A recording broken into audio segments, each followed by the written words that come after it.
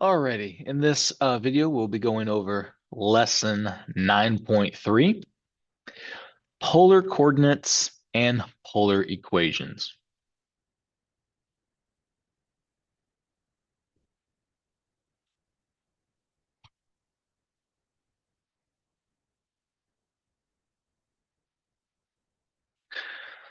Alrighty, so dealing with polar coordinates and polar equations, you may have never graphed polar coordinates. This is really the first topic that you really get to discuss that unless you have taken it in high school.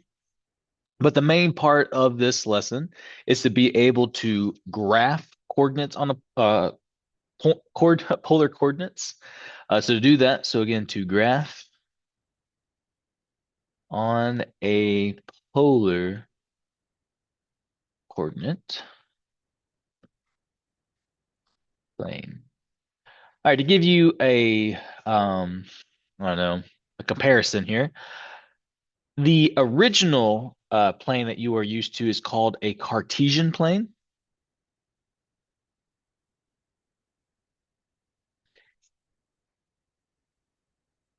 And is basically your X and Y axis, right? And you just graph according to the coordinates.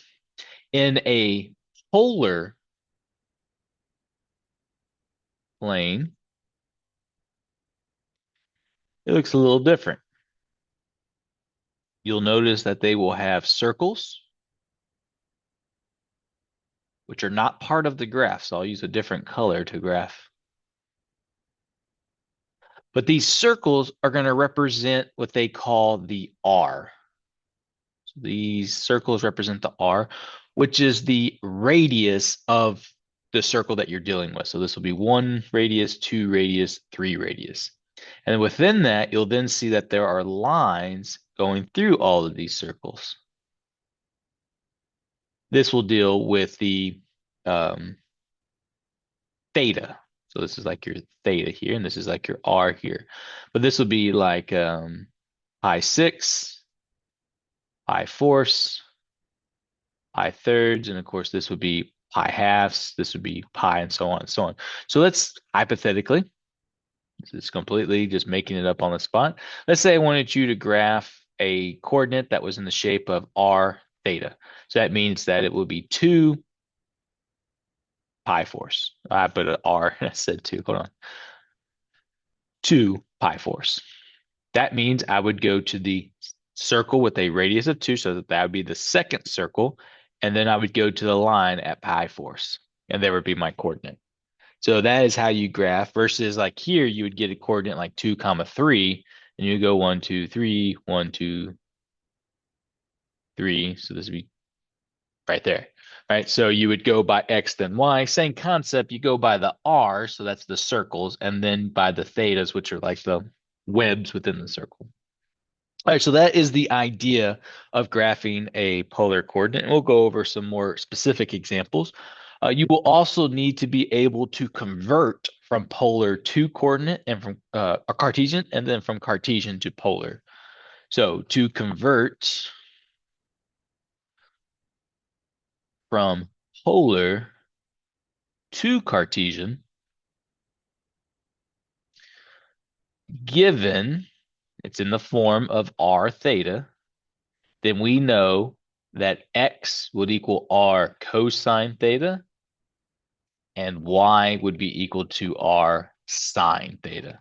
So if you're given a coordinate in polar, r theta, you would just plug it into these two formulas to calculate the x, y. So given this, so that we can then write it as x comma y. All right. Now, it's a little harder on the other side. So converting from Cartesian to polar. So basically, again, given a x and y coordinate, it's a little bit different. To calculate your r, you would have to do the square root of x squared plus y squared. And to calculate your theta, you would have to do the tan inverse of whatever y over x is. Just watch out though, x cannot be 0. All right. Um, if it is zero, then you just need to know on the unit circle, where does tangent give you that undefined statement? And it only happens twice. And hopefully we'll see some examples of that. To try to find as many as I could on y'all's homework, but I didn't see any pinpoint specifically that. But I definitely will cover that as well. So that's the last thing. In the book too, it talks about the symmetry of polar equations, and it gives you like symmetry respect to a pole, a polar axis, and a line. That is not a topic that we need to cover. So I'm going to skip that portion. I will say if you ever take Calculus 2, it will definitely go into more details on that. The goal that I will have for you is simply, if I give you equation, can you tell me what kind of graph you will get? So big thing I want y'all to note is in your book, I don't know what page it is for you. I don't know if it's different on those ebooks, but for me, it's on page 654.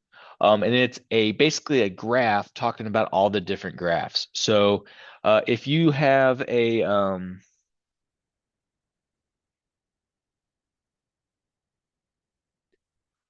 if you have equations in the form of r equals a cosine theta, r equals a sine theta, these are all going to be circles. And that's all you really need to do for me is be able to see an equation and go, oh, that's a circle, or that's a this or that and whatnot. If you see something in this form, r equals a theta, this is what they call a spiral, or more specifically, a Archimedes. That's a famous mathematician there for you. Spiral. If you can at least remember that's a spiral, he's the only one that has one. All right. With that, you also need to know when comparing. Um, so this is this part, and then here we go. So if it's in the form of r equals a plus or minus b sine theta, these are going to be all kinds of different what they call lemicons. All right, so these will all be lemicons. And then more specifically, if the a over b is less than 1, it's going to have an inner loop. So if it's like this, my best interpretation of this, it'll be like that with an inner loop. So inner loop. If a over b equals 1, it will be what they call heart-shaped, like that. So this is, again, this will be called, um, so this is a lemicon right here. This would actually be a cardioid. Don't quote me on how to pronounce these words, but it's a heart shape. Then we have what they call a dimpled. So if your A over B is between 1 and 2, you'll make a dimple. A little bitty dimple there. So this is called a dimpled lemicon. And then if 2 is less than or equal to A over B, this is what they call a convex. So basically it's a circle, but then it's like it straightens up like right here a little bit. So convex. If my memory serves me right, on your homework, you will just have to name them circles or lemicons. And then your other two, if it's in the form of r equals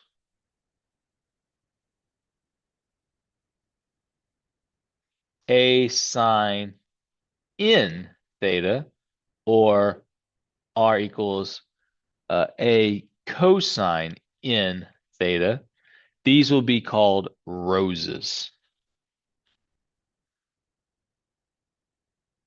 And basically whatever that A is, whatever that N is, uh, it's okay, so your two type of roses are really in play in petaled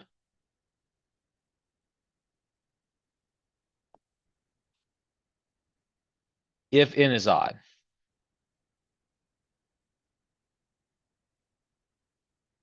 It's two N petaled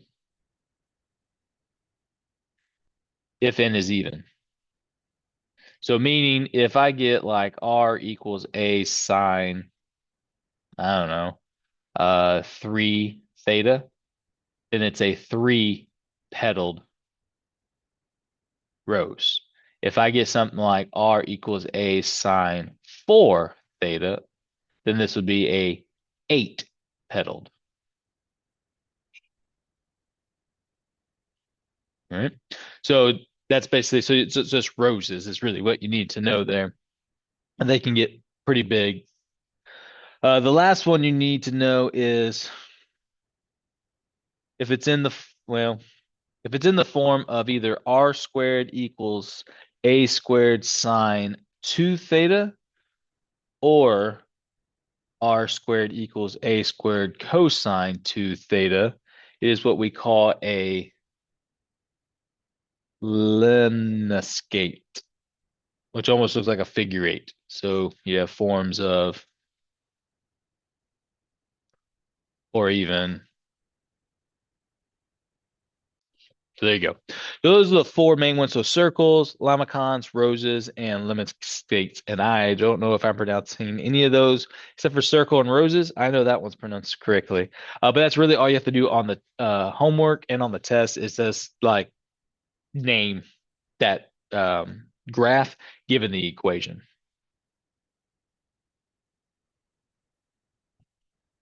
All right. And that is pretty much all that is on there. So let's go ahead and do some practice. So we'll first look at example one. And it just says simply to plot the given polar coordinates. So if I give you -1 phi pi force, and what I'm going to do is I'm actually just going to graph these all in the same one. You'll have separate questions, but just so I don't have to try to draw this a whole bunch of times. We're going to pretend these are circles. You will have a nice graph that all you got to do is plot. All right, here we go. So this would be my circles, and then I'm going to go with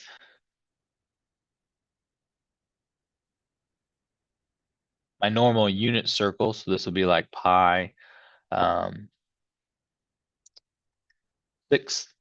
pi fourths, pi thirds, and so on and so on. All right, so to get this 5 pi fourths, this is pi halves.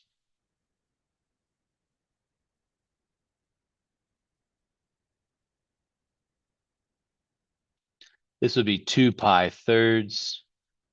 This would be 3 pi fourths. This would be 5 pi sixths. Of course, this is just pi. And we're going to pretend all of these are great and symmetrical. This right here would then be 7 pi sixths. This right here would be 5 pi fourths. Cool. So I'll just stop there for now. We'll use a different color. Underline it so you can know. All right, this is technically your theta, and this is your, oh, my bad, flip that. This is your R, this is your theta. All right, even though it's a -1, you're really just paying attention to the absolute value of this guy. Again, which wouldn't matter anyways. So whichever one has a radius of 1, so it'll be this inner circle. So my point is going to be on this inner circle, and then I would go to 5 pi fourths, which we've now determined is right here. So that's what you would do. So even though it's a negative, you still plot it as if it was a positive. All right, let's look at number 2. I'll color code that real quick. So number 2 would be -5 comma 3 pi halves. Let's see, so that's 1, 2. Okay, so if I would have kept on going here, this would have been 4 pi thirds. And this right here would have been 1, 2, 3. This would have been 3 pi halves. Going back. All right, so this is -5. So that's 1, 2, 3, 4. And of course, I didn't draw enough circles. So again, let's pretend that these are evenly spaced. We'll also pretend I didn't just mess up on that circle. All right, here we go.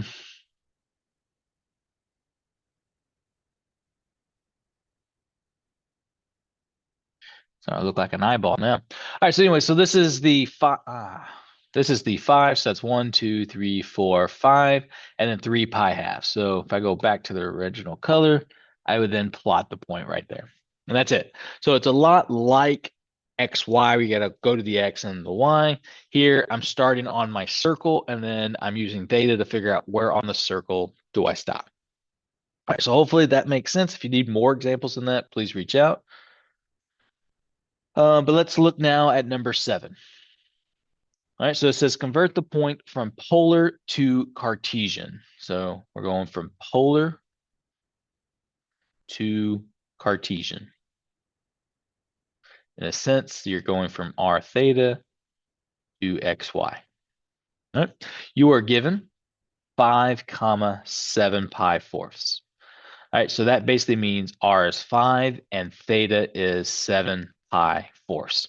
So to find your x, remember it's r cosine theta. To find your y is r sine theta. So for this example, this will be x equals 5 cosine 7 pi fourths.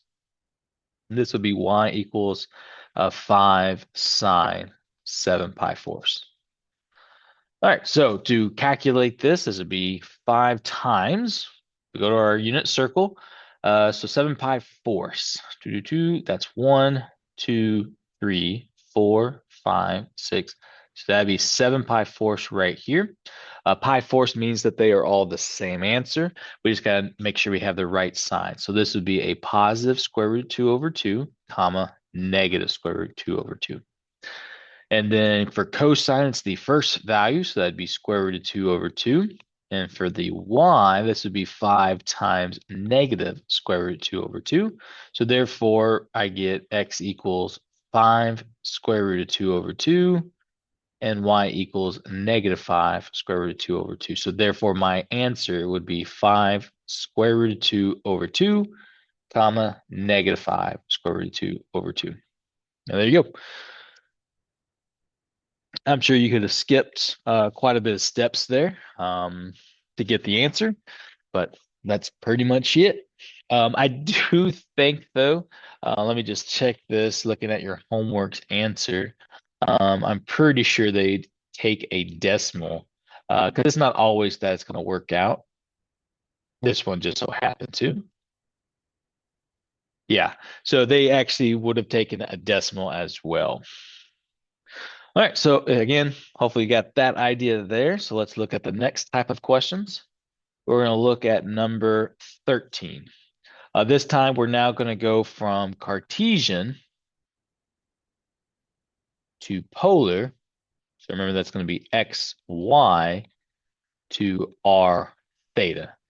This time we're given -3 comma 0. So that means x equals -3 and y equals 0.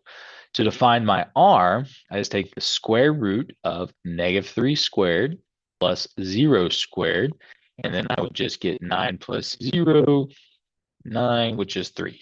Again, if you want to skip some steps, totally get it, but I just want you to see every process there. And then we saw theta was tan inverse of y over x. That's 0 over 3. So that's tan inverse of 0. All right, so for this one here, tan of 0 happens. So y over x, that would be where sine is going to be 0. So that actually equal 0. So tangent is 0 right here, because that's where, because the thing is 1 comma 0, so that's 0 divided by 1. It's also 0 over here, but if you remember, tangent inverse is only the first and fourth quadrant. All right, so if I wanted to write out my answer. I know that this will now be 3. Now here is the kicker here. Since the coordinate -3 comma 0 is over here, since this and this both give me 0, it's actually going to be this answer since -3 comma 0 does put me over here. So this would be at pi. Even though tan inverse is supposed to be the first and fourth quadrant, because x is negative, that puts me in the second and third quadrant. So the depending on the signs will also depend on which of the answers. Because remember, a lot of them have 2 of the same answers. All right. So that's that. So you get 3 comma pi as your answer, because that would be what your theta is. So this would be this or this, and it'd be this answer because x was negative. Let's do another one though. Let's look at number 14. Number 14 is -6 square root of 3. So again, this would be my x, this would be my y. So to calculate my r, that'd just be the square root of -6 squared plus square root of 3 squared. So that would give you 36 plus 3, which would be the square root of 39. I'm going to keep it like that. And then theta would just be tan inverse of y over x. That's square root of 3 over -6. I actually do not know this answer, so I'm going to have to use a calculator. So in your calculator, I don't think I need to show this again, but if I do, just reach out and I'll definitely go over some calculator lessons. But remember, you just hit the trig button, then the tan inverse, and then I like to do control divide, and then I'll do control x squared, and we'll do 3 over -6. And again, oh, I made a mistake on my end.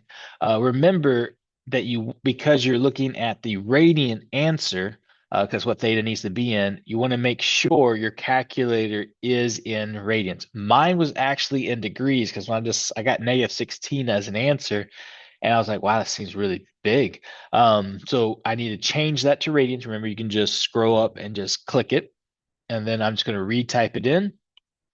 And this time I get the negative 0.28. So this would be negative 0.28. So because,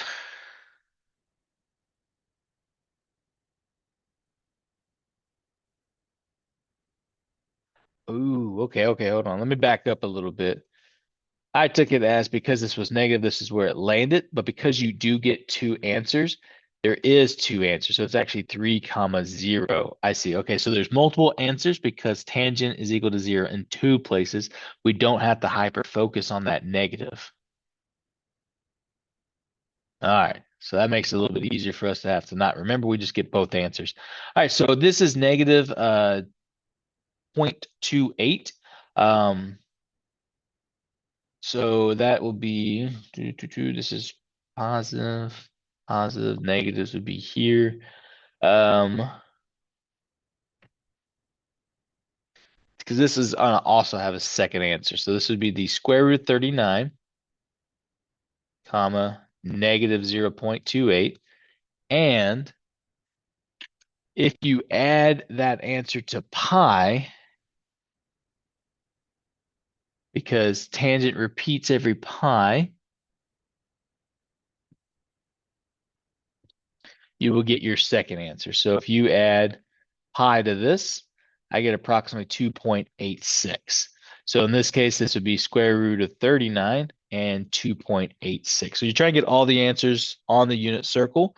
So therefore, you just, for all tangent purposes, you need to add pi. So technically what we could have done here is if we didn't remember that pi tangent also equals 0 here, when I got 0, I can just add pi to it and I would have gotten this result as well. So if you don't remember where all the answers are, totally okay. Once you get the first answer, again, using the calculator, if need be, just add pi to it. And again, I got pi, but hopefully if you use the calculator and you see that 3.14, then you just know that it's pi as well. This one doesn't have an actual nice looking number. So we just round to 2 decimal places. All right, so the next type of questions you'll have is number 21. You'll have to rewrite the rectangular equation in polar form. So you are given x equals 12, and you need to write that in polar form. So given what I told you at the very beginning, how to convert from Cartesian to polar, and how to convert from polar to Cartesian, those two information. Since I know x is equal to r cosine theta, I can use this fact and replace x with this. So this now becomes r cosine theta equals 12. And that would be your answer. So when you're asked to go from Cartesian to polar, you're basically just trying to write the answer in r's and thetas. All right, let's look at another example. Let's look at number 26. This is x squared plus y squared equals a. Again, using those beginning notes, converting from Cartesian to polar, since I know r squared is equal to x squared plus y squared, then I can use this fact to replace this. So therefore, r squared equals a. And that's it. So again, converting your x and y's into r's and thetas. All right, so hopefully that was pretty straightforward. It gets a little bit harder when we go the other direction. So let's practice that way. Let's look at number 31. I have quite a bit of these I want to practice because they can be complicated, but I just want to make sure I hit every point for you. So there's no tricks on the homework. All right, so again, this time we're going from polar to rectangle. So you're given r equals 5 cosine theta. This time I want all my r's and thetas to turn into x's and y's. All right, so what we're going to do here is we're going to manipulate this problem. I know a couple of facts. I know that x is equal to r cosine theta, so I know this. And since I know this, it's just missing an r. So if I just multiply both sides of the equation by r, I would get r squared equals 5r cosine theta. So now that I have this, again, as long as you do one side to the other, I can use this fact, and now I can say, well, this is just 5x. But now I have this r squared. Well, we also have that fact that r squared is equal to x squared plus y squared. So now I can replace this, and I now get x squared plus y squared equals 5x. All right. So there is a little bit of manipulation that you're going to have to do to get your answer, but I have now written this guy in terms of x and y's. All right, let's look at another one. Let's look at number 32. All right, number 32 gives me r equals 8 sine theta. Let's use the same concept, but this time I know y is equal to r sine theta. So when I multiply both sides by r, I get r squared equals 8r sine theta. So that gives me 8y. And using the fact that x squared plus y squared equals r squared, I can then say r squared is equal to x squared plus y squared. And there's your equation there. All right, let's look at another one. And that personally, the easier it looks, the harder I have to think, I feel like. the more complicated these questions can get, the more I'm like, oh, I can manipulate this and this. All right, so let's look at 33. You're just left with r equals 7. All right. So with that, what we can do is we'll just square both sides. The reason is because I don't have this in r equals something. So this becomes r squared equals 49. And then again, knowing that x squared plus y squared equals r squared, I can now write my answer like this. A little bit of manipulation to make these r's and thetas look like something I know. All right, let's look at number 34. You're given theta is equal to pi 6. All right, I know theta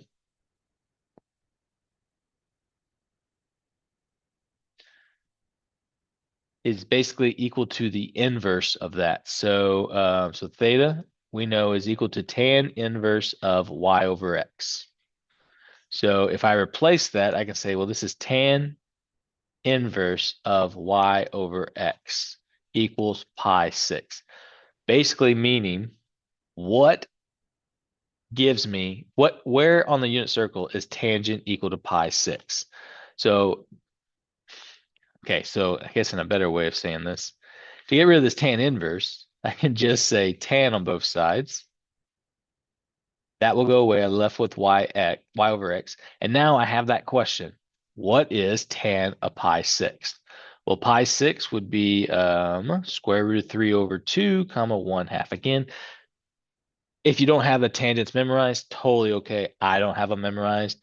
If I do it a lot of times, I'll eventually have them back to memorization.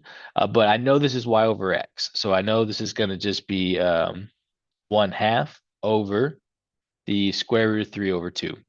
So if I keep change flip,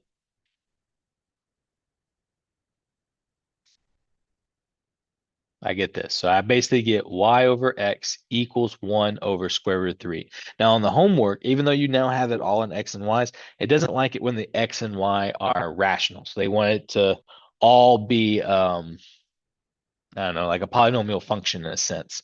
So I'm just going to multiply both sides by x now. That will cancel. And then I'll just get x over the square root of 3. And so that would be your equation there. All right, let's look at another one. Let's look at number 35.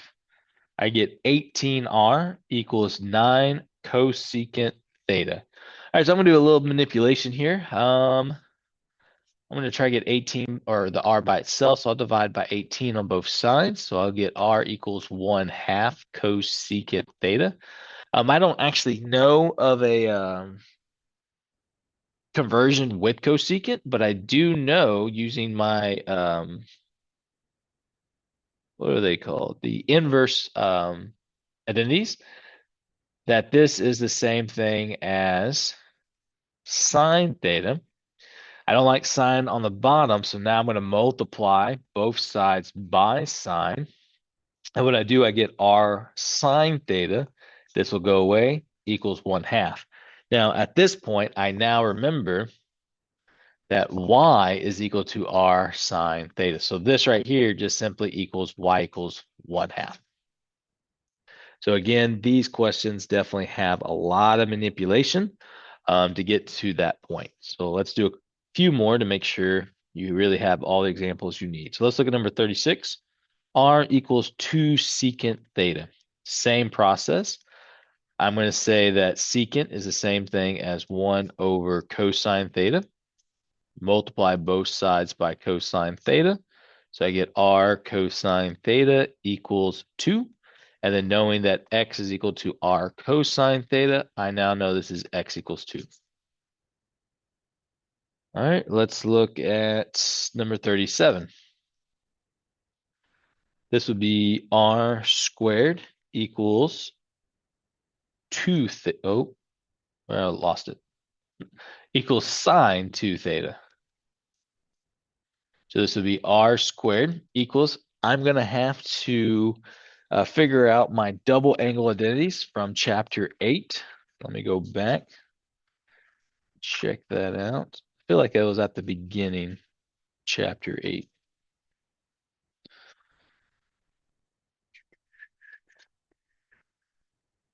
And when I said at the beginning, I really meant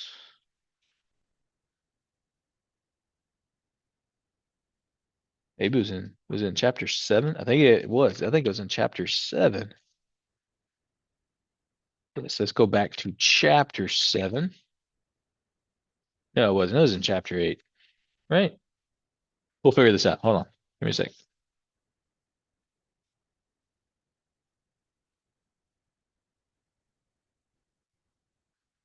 Ah, 8.3.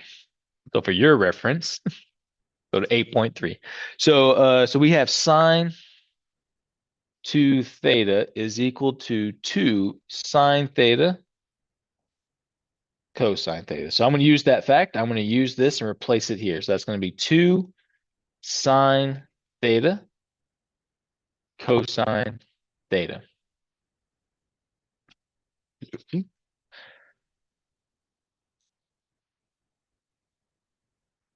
Alrighty, let's see. So I can't just turn those into X's and Y's because it's missing an R. You know what I could do though? What I'll do is I'll multiply both sides by R squared. Now you might be going, why R squared? Well, this becomes R to the fourth, but R squared is the same thing as 2 times R. And then I got sine theta, cosine theta. And since multiplication is commutative, I can put one of these r's right here. So I can rewrite this as 2r sine theta times r cosine theta. I haven't changed it, so that's all the same. This is r to the fourth. So now this just becomes 2yx. Got that.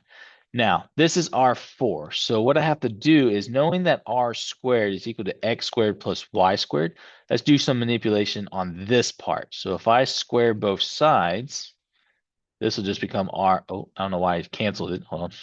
This just becomes r fourth, but this becomes x squared plus y squared times x squared plus y squared. So therefore, that becomes x to the fourth, x squared y squared, x squared y squared, and y fourth. So that simplifies down to x fourth plus 2x squared y squared plus y fourth. So now I have a new identity for r to the fourth. So now I can come over here and go, well, this is x to the fourth plus 2x squared y squared plus y fourth equals 2yx. And they're bugging me a little bit. You wouldn't be wrong by saying that, but I'm going to go with xy to put it in the correct order. And there you go. So that one's definitely a doozy of a one. But let's look at one more doozy. Let's look at number 39. 39 is r equals 12 over 4 sine theta plus 7 cosine theta. I don't like my sines and cosines on the bottom, so I'm going to multiply it to the on both sides, basically. So this becomes r times 4 sine theta plus 7 cosine theta equals 12. So I'll distribute. So I'll get 4r sine theta plus 7r cosine theta equals 12. Now I have 4y plus 7x equals 12. So even though that was a big fraction, looked complicated, a lot easier than you might have thought. All right, so for these next sets of questions, this is going to be where you just use that chart. I wrote it down, but really if you just go into chapter 9.3 and just have that chart there, so when you look at the equation, you can just quickly identify what type of questions they are, or graphs they are. So I'll probably put this on mostly on one slide, but we'll look at quite a bit of them. So again, you're just determining the graph. I know in the textbook, it tells you to sketch the graph. We are not doing that. All right, so if I look at number 41, r equals 2. So I'm like, all right, r equals a number straight up, means it's a circle. All right, so if it's r equals a number, it's a circle. Okay. Again, you're not going to have to graph it. You just have to identify. So number 43, theta equals 5 pi over 6. I come over here, I look for something that just has a theta. And I don't see any equation. So that tells me I'm most likely probably going to have to manipulate this problem a little bit.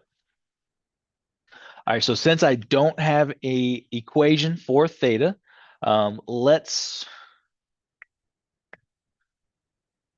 yeah, I'm not seeing anything with just a theta. So that means it's probably not a circle, a lamacon, a rose, or a lamacasta, or whatever. But we can use what we know and convert this potentially into rectangular form and get a better angle of it. So let's take, and really that's what they did here to get these formulas. But let's take the fact that theta is equal to the tan inverse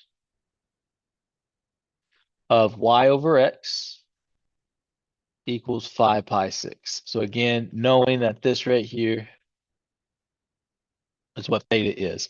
So now if I take tangent on both sides, I get y over x equals tan of 5 pi 6. Locate it right here. So that's negative square root 3 over 2, comma, 1/2. Keep, change, flip. So that would give us the negative 1 over square root 3 from earlier.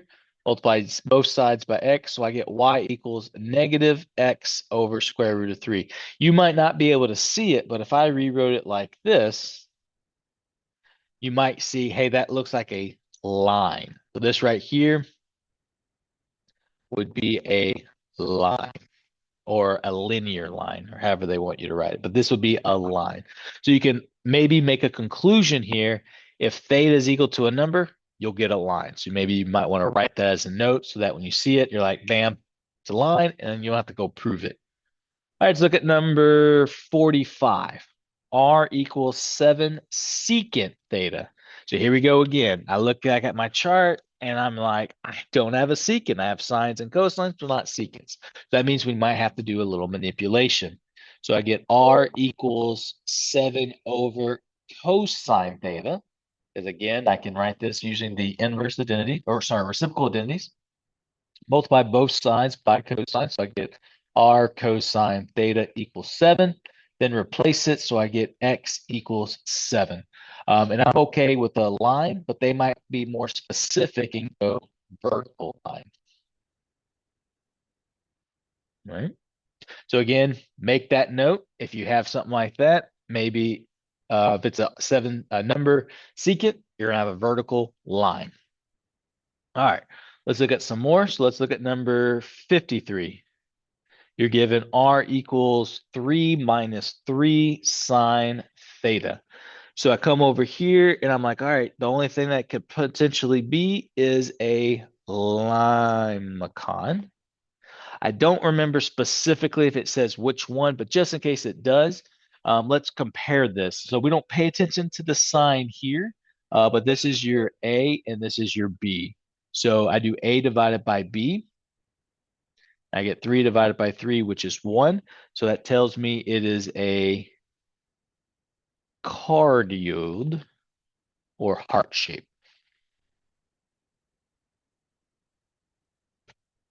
So there you go. So it might just ask if it's a limacon, or it might have like a second question, go what type of limacon. So then you can go a little bit further comparing the A and the B. All right, let's look at number 59. Number 59 is R equals 3 sine 3 data. Come back to my chart. And I see if I have a number on the outside and a number on the inside, it's going to be a rose. All we got to do is determine how many petals. So I pay attention to this number right here. If it's odd, it's just going to be that many petals. So this is a 3 petaled rose. They give it also another name. I wouldn't care for it, but you can write it as well. It's called a trifolium. I think this right here would be the answer you would see, but just in case you see this too. All right, let's look at a couple more, and then I feel you're prepared. So let's look at number 60. Number 60 says R equals 5 sine 3 theta. Again, I see a number written like this as a number in the inside, which is really my indicator. So again, this right here would be a rose of 3 petaled. All right. All right, last question will be number 69. It says find all points of intersection of the given polar curves. And you are given r equals sine theta and r equals cosine theta. What it's basically asking is if you were to graph both of these circles, where would they intersect at? So what that means is just set the two equations equal to each other. So you're asking yourself, where does sine theta equal cosine theta? Well, that happens here and here. So this again would be square root 2 over 2, square root 2 over 2, and this one's actually negative square root 2 over 2 and negative square root 2 over 2.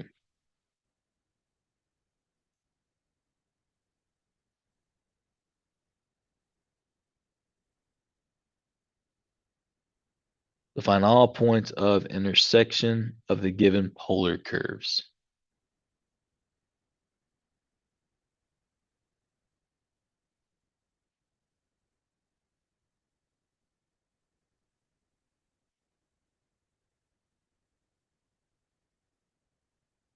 Interesting. The answer here should just be pi force and 5 pi force, but it is not. Find all points of intersection of the given polar curves. R equals sine theta, R equals cosine theta.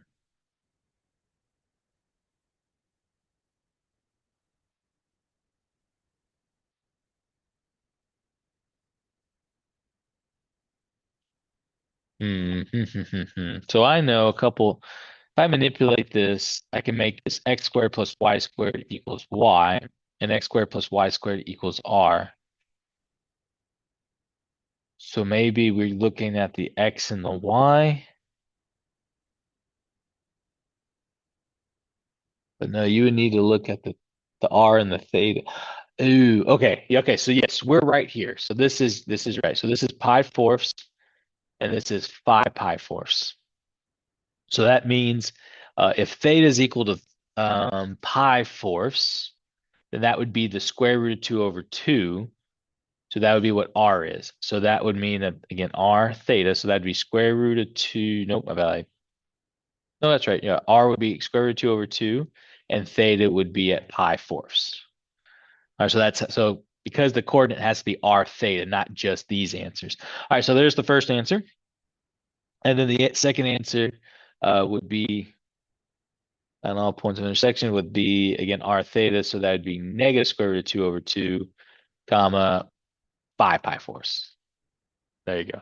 So I was thrown off because I was like, well, these are the answers. Where's this other number coming from? But it's because it has to be written as r theta when you're dealing with polar. All right, and that pretty much concludes everything I saw on y'all's homework, plus everything in this section. As always, if you need more help or more assistance, please reach out. Until the next video.